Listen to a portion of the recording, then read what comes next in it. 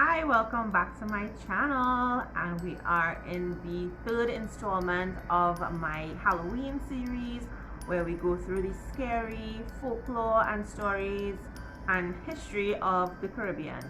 I know I missed last week's episode.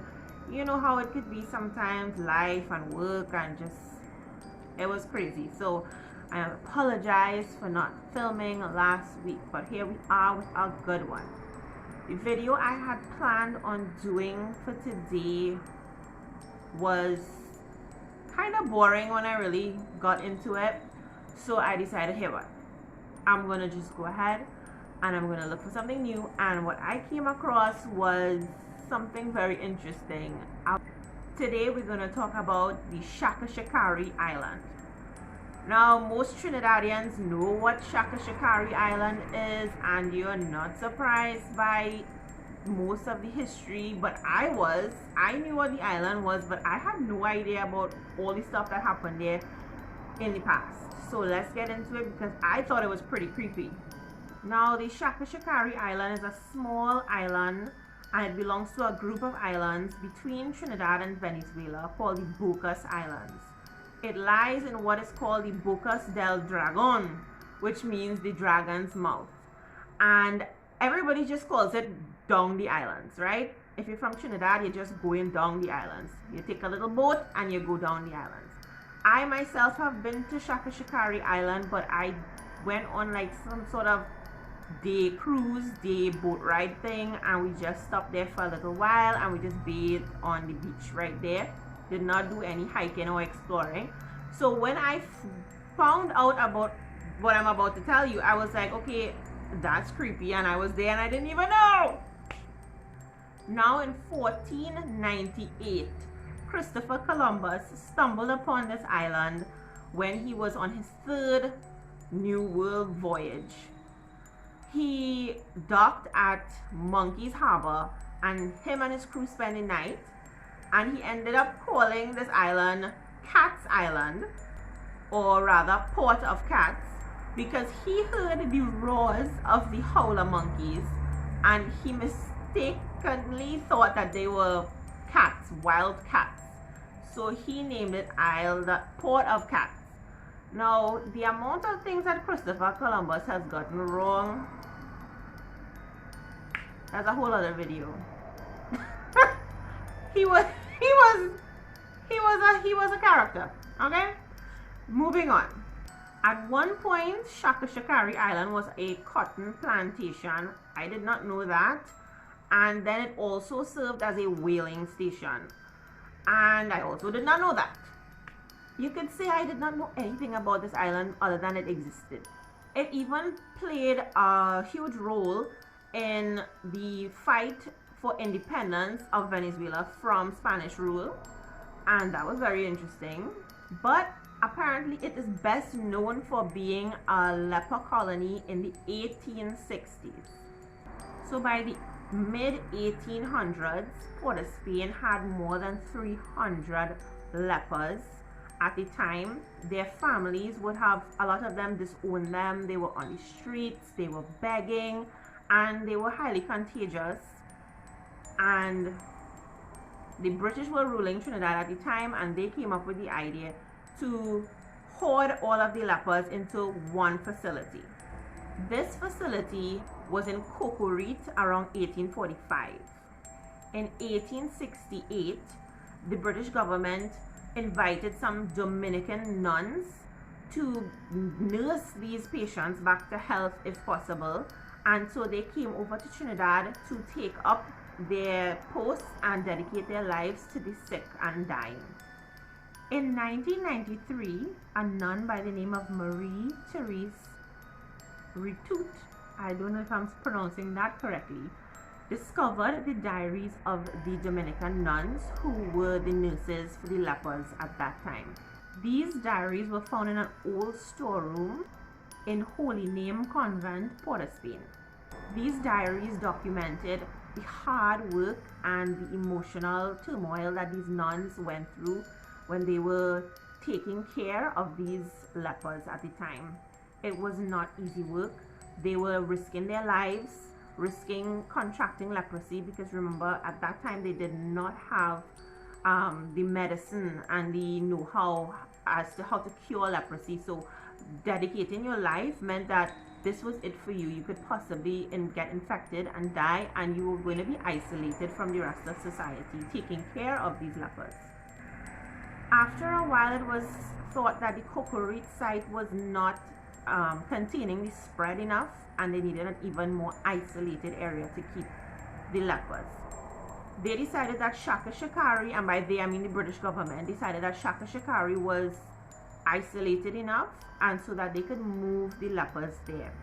In 1880, the Dominican sisters built St. Catherine's Church, but it was not until 1922 that they decided to actually transfer the lepers from Cocorite onto Chacachacare Island to curb the panic that the patients would have of going to this isolated island to basically be taken care of until their death. They did not even know about the move until the morning of. So they were not told that they were going to be moved to Chacachacare Island. All the arrangements were made with the nuns and the British government, and then that morning they told them, we're going on the boats and this is where you're going to stay. You can imagine how terrifying that would have been for patients, because nobody told you anything, and then one morning they wake you up and say, okay, get ready, it's time for you to go and live on an isolated island until you die. That, I understand why they did it, so that they wouldn't have any rebellion, but that was really heartless, because I'm thinking from a personal perspective that would have been really hard to come to grips with. As soon as they transferred all of the patients from the Cocorite site to Chacachacare, they actually set the Cocorite site on fire to cleanse it of the virus. The sisters did not stay on the site with the patients. They would actually travel by boat from a nearby lodging on Marines Bay to the Cocorite site every day to administer and take care of the patients, who were separated by gender. Females and males were not kept together. They were in separate lodgings. The women were kept at Sanders Bay and the men were kept at Coco Bay. This was tough times. Some nuns were suffering from exhaustion, as they were the only staff that would care for these lepers day and night. There were even stories of some nuns falling overboard and drowning while they were traveling between the bays. There were actually some nurses that actually contracted the virus themselves and died of leprosy. And there's even stories of one nun contracting leprosy, and rather than suffering, she decided to end her own life. However, the nuns continued to do their arduous work. They continued to serve their patients. I am not sure, there's not any description as to if the care was well done, if there was animosity towards the patients, because you do hear about that sort of stuff in hospitals back in those times. But they continued their work until they started aging out. And because not many people and not many young women were joining the nunnery or even willing to work at a leprosy location, it was hard to get replacements, and so eventually the nuns actually had to leave. They were too old to continue the work, and they had to actually pick up and leave. In 1950, local nurses from Trinidad had to go and continue the work, pick up where the nuns left off, and tend to the leper colony. But with new treatments and understanding advancements in science, there was proper treatment for leprosy, and in just 1984, that was just the other day, they closed the leper colony. I had no idea that was so close in history. That was just like 6 years before I was born. That leper colony was closed down. So I cannot believe it went on for so long. Let me know in the comments if you knew that it went on for so long and that it was just 1984 when it closed. Another fact that was really weird to me was that in 1999, Donald Trump, of all people, visited Chacachacare Island and actually got this idea in his head that he wanted to build a hotel and a casino there. He actually came to that island because of the Miss Universe pageant, and thank God he did not get his hands on that island, and he does not have any businesses there today. Today, all that remains are like the remnants of the old doctors' quarters, some of the lodgings, but the buildings are all very derelict. They're falling apart because they've been abandoned since 1984.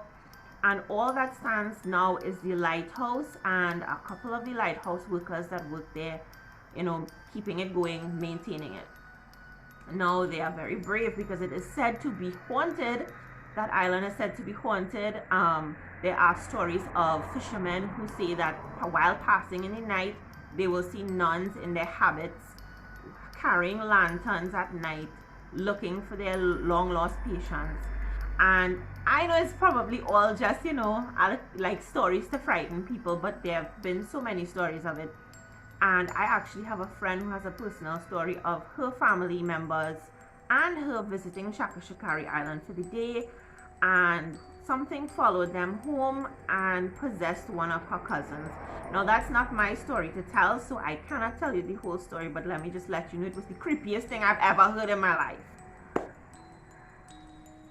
So let me know if you have been to Chacachacare Island, if you've gone to see the doctors, the old doctors lodge, if you've experienced anything creepy, if you've heard any creepy stories. I was so shocked by the history of this little tiny island that nobody ever told me. I mean, it's not like I was actually seeking it out, but nobody ever told me. So I was very, very interested in it. I was kind of disturbed by it, and I definitely feel like it would be haunted. I think like Ghost Hunters or something did some kind of investigation there, I'm not sure, and they recorded some sort of activities. I'll try to look it up and see. But let me know, guys, did you know all of this stuff about Chacachacare Island? Let me know in the description, not the description, the comments. Give this video a like and subscribe if you're not already, and be back here next week for the last installment of the Halloween series. If you guys enjoyed this, please let me know, and I'll see you next time. Bye!